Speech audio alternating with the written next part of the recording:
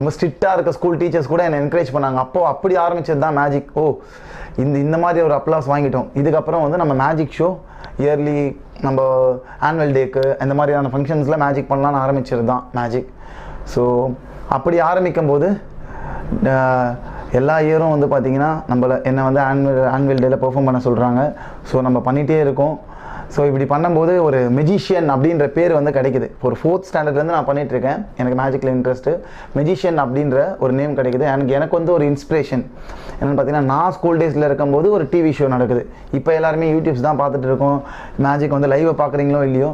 So அப்போ வந்து ரொம்ப கஷ்டம். அந்த மாதிரிலாம் பார்க்குறது, அந்த ஆப்பர்ச்சுனிட்டிஸ்லாம் கிடைக்கிறது, லேர்ன் பண்ணுறதுன்றதே வந்து ரொம்ப கஷ்டம். இப்போ தெரிஞ்சவங்களாம் கூட வந்து அந்த சீக்ரெட் வந்து டீச் பண்ண மாட்டாங்க. ஏன்னா எப்படி இவங்க கற்றுக் கொடுத்தா இவங்க பெரிய ஆள் ஆகிடுவாங்க.